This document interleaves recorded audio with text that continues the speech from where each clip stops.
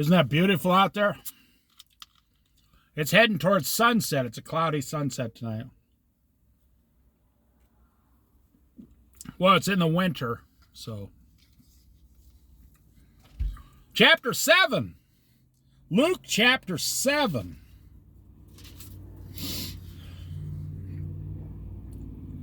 When Jesus had finished saying all this to the people who were listening, he entered Capernaum.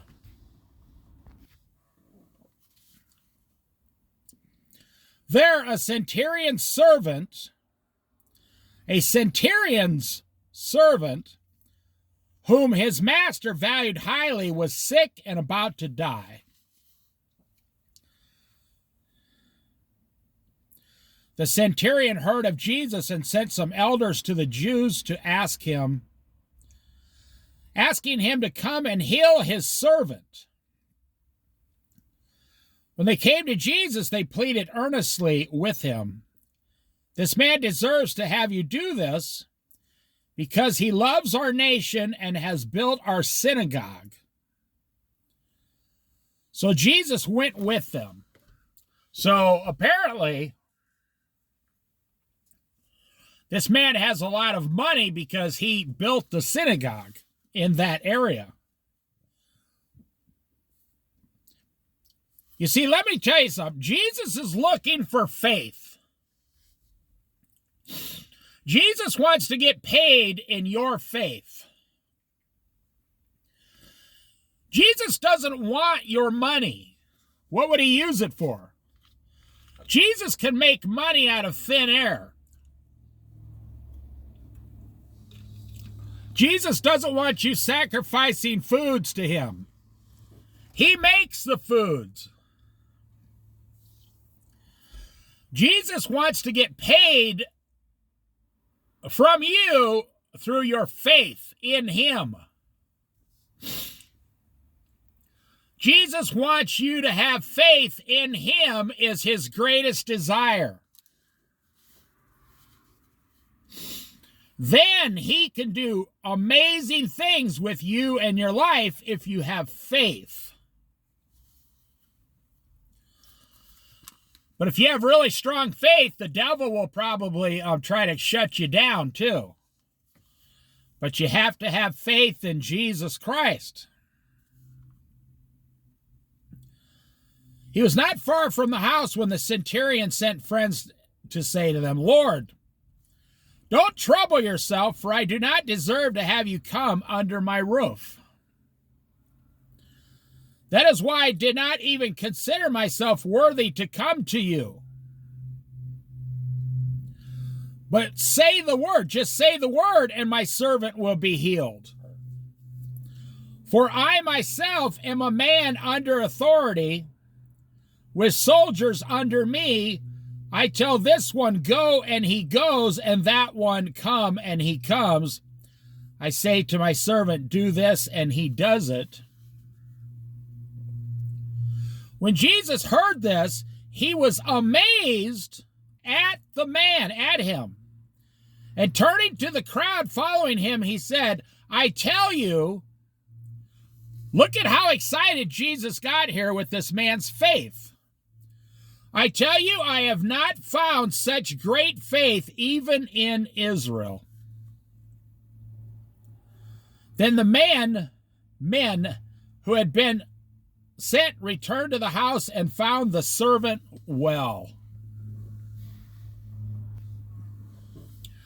This man knew if Jesus told an angel, "Go heal the servant," it would be done in 5 seconds. If he just said the words, "Be healed." Do you know Jesus doesn't have to be in the room to heal you? Jesus doesn't have to be down the block to heal you. Jesus can be in heaven, and when you have faith in him, he just, boom, you're healed, your life's repaired, your finances are fixed, your wife comes back, falls in love with you again, you forgive people, other people forgive you, you get a raise at work, if that's what Jesus wants you to have. I would say, in my opinion, the single greatest tragedy in modern society is relying upon ourselves, relying upon our own abilities, relying upon the abilities of those around us, and relying upon society itself to build us up, make us successful, when Jesus Christ is right there waiting for you to talk to him. I will tell you, men work 50 times harder than they have to because they're working outside of God.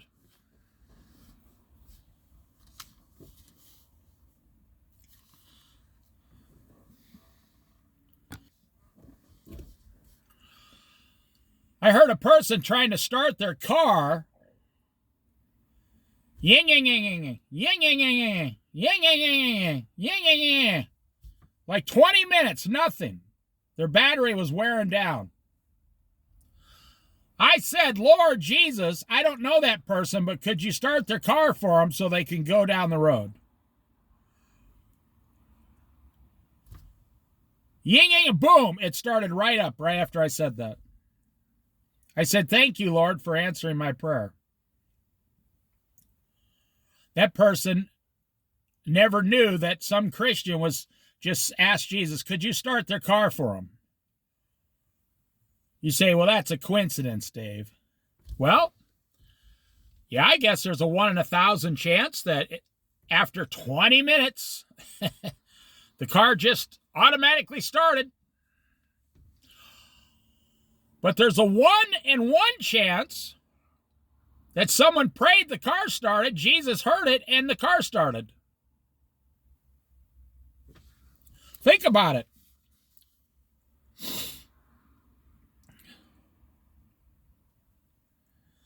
Soon afterward, Jesus went to a town called Nain, N-A-I-N, and his disciples and a large crowd went along with him. As he approached the town gate, a dead person was being carried out, the only son of his mother, and she was a widow, and a large crowd from the town was with her. When the Lord saw her, his heart went out to her, and he said, don't cry. See, he took compassion and mercy on her and said, she has no husband, and now her only son has died. And he knew this widow was going to be all alone with no one to help take care of her.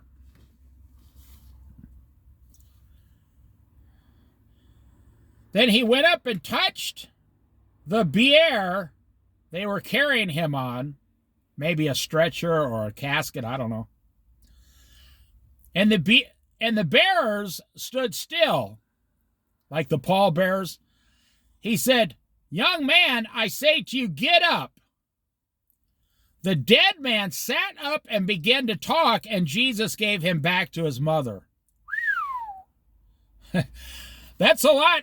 Which is harder, for God to start a car or for him to have the dead rise up? I would say they're both the same if your name is God. Either one, and to God, is just as simple. Someone prays, that person over there in the parking lot can't get their car started, Lord. At least start their car so they can drive to the mechanic and get it fixed. Or, this woman's son has died, and can you bring him back to life and give the son back to his mother? Which one is harder for God? In my opinion, neither one is harder. They're both the same. With God, all things are possible. God uses the same amount of energy to start a car battery or to raise someone from the dead. But I will say, when you involve a man then, and the man is stubborn, and the man has low faith, now maybe it's harder for God to convince that man, I can do this. Because the man is like, oh, I don't know, Lord. I don't know. I look at the heavens and the earth and the seas and all the lakes and these beautiful places and my children. But I'll tell you, Lord, I don't know how you're going to get me a new job. You see, that's not what God's looking to hear from you. God's looking to hear, Lord, I lost my job, as you know. I will go apply. I will start applying at other jobs. And whichever one you want me to have, please let that one be the one that hires me, so I can glorify your name and do your will. It's all the same for God. Only we, men and women, have different levels of faith and trust. We shut ourselves down. They were all filled with awe and praised God. A great prophet has appeared among us, they said. Now remember, they just saw a dead man sit up and start talking. God has come to help his people. This news about Jesus spread throughout Judea and the surrounding country. John's disciples told him about all these things. Calling two of them, he sent them to the Lord to ask, "Are you the one who is to come, or should we expect someone else?"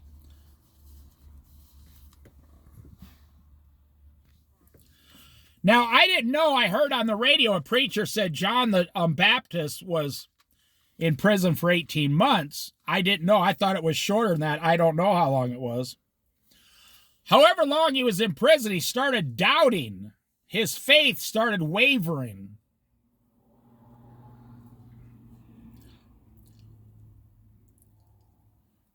When the men came to Jesus, they said, "John the Baptist sent us to ask, are you the one who is to come, or should we expect someone else?" Maybe John was thinking, I've done everything God asked me to do. Why am I in prison? At the very time, Jesus cured many who had diseases, sicknesses, and evil spirits, and gave sight to many who were blind. So he replied to the messengers, "Go back and report to John what you have seen and heard. The blind receive sight, the lame walk, those who have leprosy are cleansed, the deaf hear, the dead are raised, and the good news is proclaimed to the poor. Blessed is anyone who does not stumble on account of me." Do you notice he did not tell John that he was the Messiah? He didn't give him a direct answer. He said, "Make up your own mind, John. All these miracles are being performed. Have faith and do not stumble because of me." What does that mean? Well, maybe John was saying, how come Jesus doesn't come and rescue me out of this prison? Why did Jesus leave John in prison for 15 or 18 months? That's a good, normal question. Then John, in prison, he starts to think to himself, well, maybe this isn't the Jesus. Maybe I was wrong, and the devil's in prison with John torturing, his thoughts, saying, "Oh, well, are you sure, John? Are you sure?" Attacking his faith.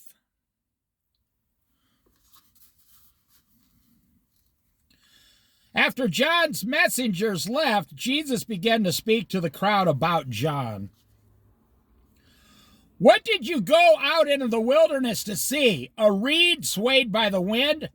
If not, what did you go out to see? A man dressed in fine clothes? No, those who wear expensive clothes and indulge in luxury are in palaces. But what did you go out to see? A prophet? Yes, I tell you, and more than a prophet. This is the one to whom it is written," John the Baptist, "I will send my messenger ahead of you, who will prepare your way before you. I tell you, said Jesus, among those born of women, there is no one greater than John the Baptist, yet the one who is the least in the kingdom of God is greater than he, John the Baptist. Wow. So if you are least in the kingdom of heaven, you're going to be greater than John the Baptist, and then he's going to be great. You see, everybody in heaven is going to have a wonderful, awesome position. You see, this is about faith. This chapter, it looks like it's about faith. All the people, even the tax collectors, when they heard Jesus' words, acknowledged that God's way was right. You know, right there. Have you acknowledged today that God's way is right and your way is wrong? I'm going to say that one more time, so listen very carefully. Have you, in your life, acknowledged that God's ways are right and your ways of doing things are wrong? Most people have not done that. Most people say, well, I believe God, but I'm going to rely upon myself.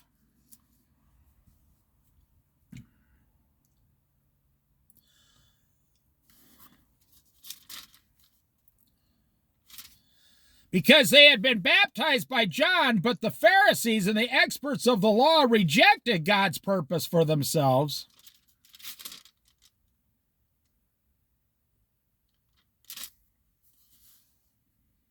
Because they had not been baptized by John. Well, they didn't believe what John was telling them about God and Jesus, because just what I said, they were unwilling to admit God's ways were right and their ways were wrong.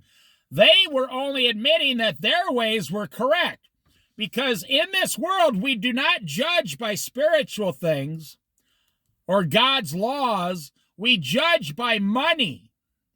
If I'm living in a palace and I have a lot of money, then I am obviously wiser and better off than most of you below me, you low, humble, idiotic people.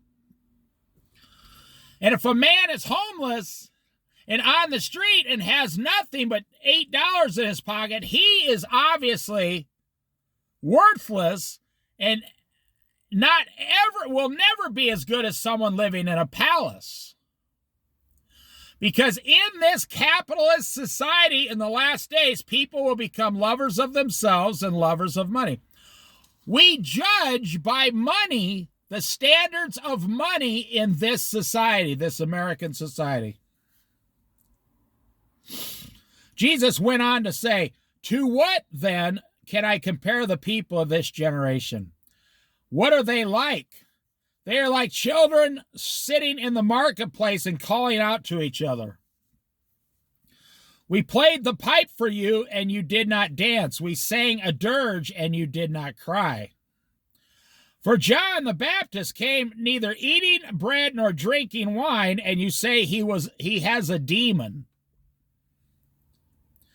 You see, whenever a rich person who believes they don't follow God, and they believe, I'm saying a rich person who does not follow God, whenever they feel threatened by something, they push back on it and cut it down and get rid of it and ridicule it. That's how they control it. It doesn't mean what they say is correct. It just means that's how they handle it so they don't lose any of their money. So they didn't really understand John the Baptist, these rich people, so they ridiculed him. They said, he's a smelly old camel boy, a drunkard. He's worthless. They felt threatened by John the Baptist. Because if you acknowledge John the Baptist, then guess what? You have to acknowledge God the Father in heaven. The Son of Man came eating and drinking, and you say he is a glutton and a drunkard, a friend of tax collectors and sinners. But wisdom is proved right by all her children. Or I say all her fruits. But wisdom, in the beginning was the Word, and the Word was God. That's wisdom. God's wisdom is proved right. The wisdom they're talking about in the book of Proverbs. The wisdom, God's wisdom is proved right by the children that follow him and do what he says. And in the last day, God's wisdom will be proved right for sure. When one of the Pharisees invited Jesus to have dinner with him, he went to the Pharisee's house and reclined at the table. A woman in that town who lived a sinful life, they say she was a prostitute, learned that Jesus was eating at the Pharisee's house, so she came there with an alabaster jar of perfume. As she stood behind him at his feet weeping, she began to wet his feet with her tears. Then she wiped them with her hair, kissed them, and poured perfume on them. When the Pharisees who had invited him saw this, he said to himself, "If a man were a prophet, he would know who is touching him and what kind of a woman she is, that she is a sinner." I mean, doesn't Jesus know this prostitute is touching him in front of everyone? She was just touching his hair and his feet. Jesus answered him, "Simon, I have something to tell you." "Tell me, teacher," he said. "Two people owed money to a certain moneylender. One owed him 500 denarii, and the other only 50 denarii. Neither of them had the money to pay him back. A denarius is usually a day's wages, it says. One man owed someone 500 days' wages. And another man owed the same person only 50 days' wages. Neither of them could pay it back, so he forgave the debts of both of them. Now, which of them will love him more?" Simon replied, "I suppose the one who had the bigger debt forgiven." You notice how Simon, he doesn't want to commit to his answer here. He's like, well, I suppose. He was one of the ones yelling at this woman, probably. "You have judged correctly," Jesus said. Then he turned towards the woman and said to Simon, "Do you see this woman? I came into your house. You did not give me any water for my feet, but she has wet my feet with her tears and wiped them with her hair. You did not give me a kiss, but this woman, from the time I entered, has not stopped kissing my feet. You did not put oil on my head, but she poured perfume on my feet. Therefore, I tell you, her many sins have been forgiven, as her great love has shown. But whoever has been forgiven little loves little."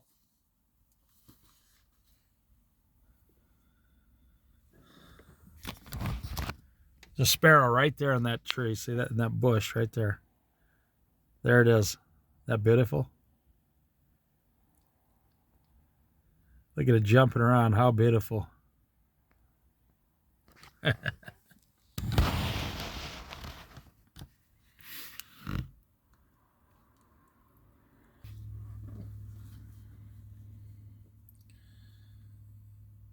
The other guests began to say among themselves, "Who is this who even forgives sins?"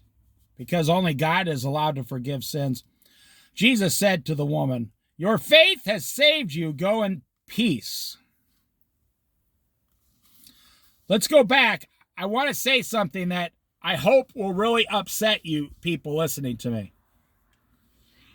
I hope this really, really does annoy you. I really do. I hope it does. The one man owed 500 denarii. 500 days' wages. Let me get out my calculator.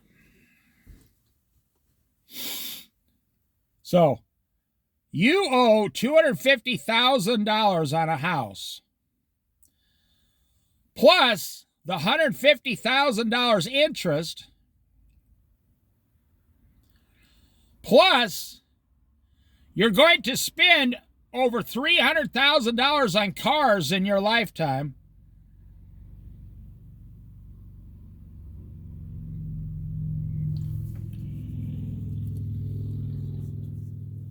Over 40 years, yeah. That's only $800 a year. Oh, I'm sorry. That's just a regular, like, $400 a month car payment. Okay, so that comes to $700,000. The one man owed 500 days' wages, okay? So you owe $700,000. I'm going to say you make $150 a day. Divided by 150, you owe your bank 4,666 days' wages.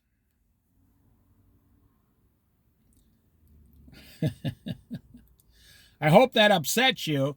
And if you've been listening to my Bible studies, you know why I hope that upsets you. Just your house and 5, 6, 7, 8 cars that you're going to have to buy over 40 years.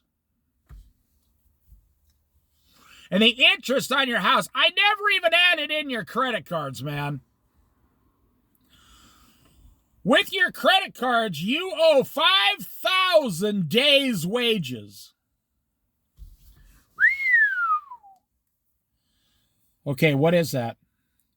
5,000 divided by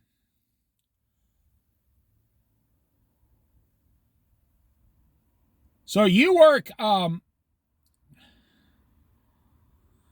times 50, you work 260 days a year. 5,000 divided by 260, 19 years. So if your wife does the same, then you have to work almost 9 years or 9.5 years each and give all the money you make for 9.5 years to your house, the interest, the cars, the interest, and your credit cards. So I want you to insert your own name here. And I'm literally praying this the first time you've ever heard this, and it's going to shock you.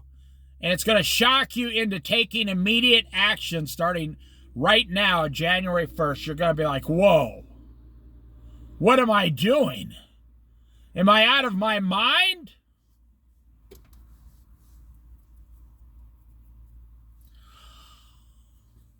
There was a man in the Bible who owed 50 days' wages.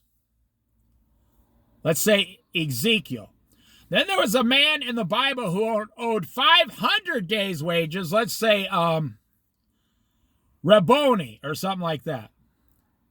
And then there was a man who owed 5,000 days' wages in 2023 in the American spoiled Christian American economy, capitalism. And his name was, and then insert your own name. Just insert your own name. Insert your wife's name, and you say, I am master of my domain. Dream on. You have put yourself into financial slavery. So you became a Christian and you started following Jesus, but you are in financial slavery. So Jesus gets about I don't know, 10 hours a week of your time, and the world gets 50 hours a week of your time. And what do you get? You get a house to sleep in, and you get a car to go to work and come back home to sleep in your house so you can get back up and go to work again. I want to say this one more time, and I'm going to end this chapter. There was a man in the Bible who owed 500 days' wages, and then there was a man who owed 50 days' wages, and then there was a modern-day man in our technology world who owed 5,000 days' wages. And that is some of you out there, living out there, listening to this right now. You didn't borrow $700,000. Listen very carefully. You did not borrow $700,000.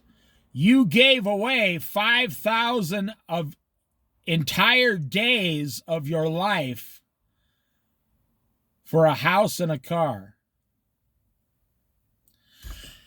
And the devil comes out and laugh and laugh. The devil is laughing. He's laughing and laughing. He says, these Americans are so easy to get distracted. I just got to offer them a car and a house and a job.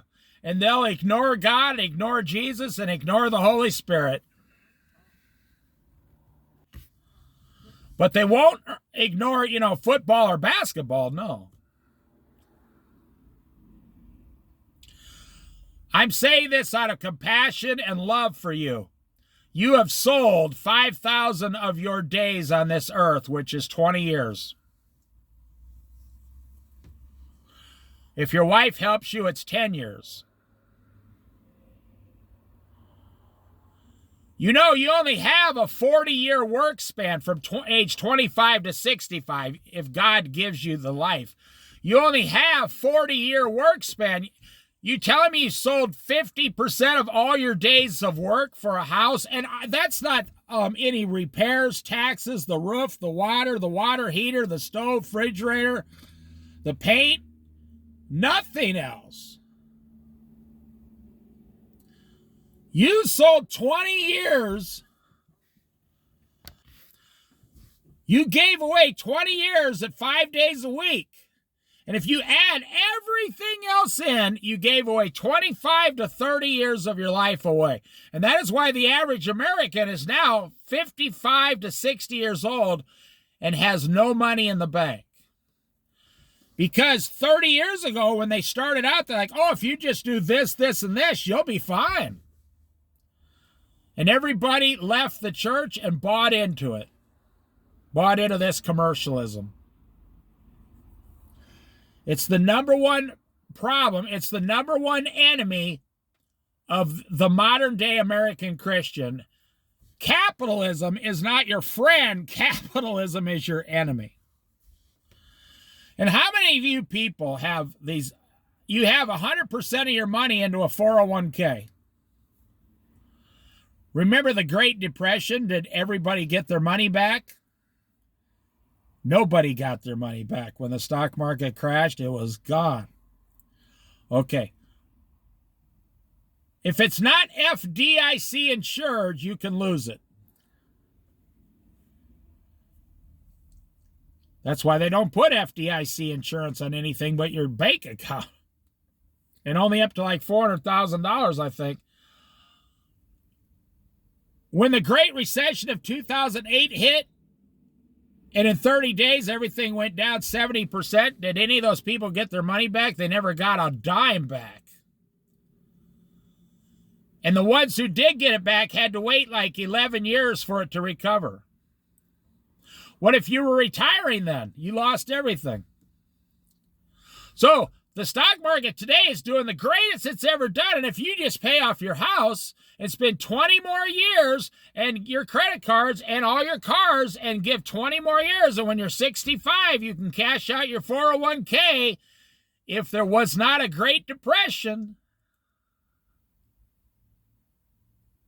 Well, so far there's been like 11 recessions in my lifetime.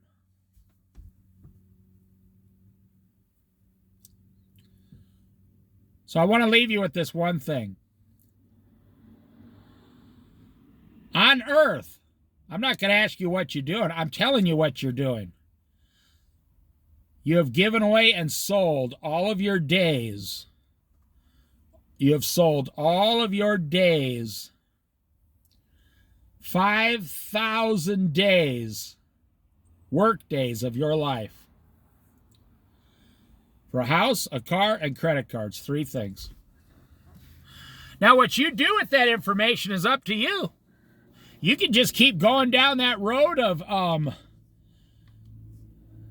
stress, misery, no faith outside of Jesus. Or you can get rid of all that stuff, live in a small apartment with your family, and start serving the Lord. And start giving all your days to the Lord. And He will reward you. But right now, capitalism, that is the greatest trick of the devil in America.